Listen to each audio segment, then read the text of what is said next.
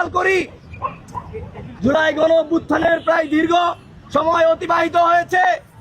আমরা খেয়াল করেছিলাম আমাদের বাংলাদেশে অবস্থানরত রোহিঙ্গা যারা আছে, রোহিঙ্গা সম্প্রদায়, এটা কি বাংলাদেশের জন্য অর্থনীতিতে কি হুমকির মুখে পড়ে কিনা। এবং আমরা দেখতে পাই প্রফেসর ডক্টর ইউনূস দায়িত্বে থাকাকালীন সময়ে তিনি রোহিঙ্গা ক্যাম্প পরিদর্শন করেছিলেন। এগুলো মিডিয়াতে আমরা দেখেছি এবং যেটা মিডিয়া রেকর্ডেবল, তিনি বলেছিলেন আগামী ঈদে রোহিঙ্গারা তাদের এলাকায় গিয়ে ঈদ করবে, ঈদ উদযাপন করবে।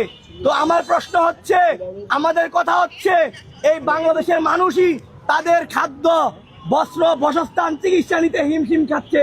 সেই জায়গা থেকে মায়ানমারের রোহিঙ্গারা কিভাবে এখনো পর্যন্ত এখানে অবস্থান করে? প্রায় বাংলাদেশে এখনো অব্দি 12 থেকে 13 লাখ রোহিঙ্গা অবস্থান করছে। তাদের পিছনে কি সরকারের অর্থ খরচ হয় না? খুনি হাসিনা হয় সিম্পলি দেখাতে বিভিন্ন রকম ট্রফির জন্য তাদেরকে জায়গা দিয়েছিল, কিন্তু এখন কেন রোহিঙ্গাদেরকে আন্তর্জাতিকভাবে তাদের নিজ দেশে ফিরে নেওয়া সম্ভব হচ্ছে না?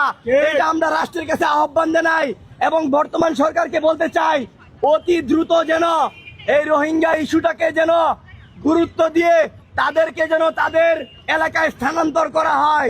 তাহলে বাংলাদেশের অর্থনীতিতে অনেকটা সংকট কমে যাবে আমরা মনে করছি। রোহিঙ্গারা যেখানে বসবাস করে তাদেরকে কি বিদ্যুৎ দিতে হয় না? তাদেরকে কি খাদ্য দিতে হয় না? তাদেরকে কি চিকিৎসা দিতে হয় না? আমাদের বাংলাদেশি ভাইয়েরা যে জায়গায় চিকিৎসা থেকে শুরু করে অসংখ্য সংকট নিয়ে হিমশিম খাচ্ছে, সেই জায়গায় আমরা বাহিরকে কিভাবে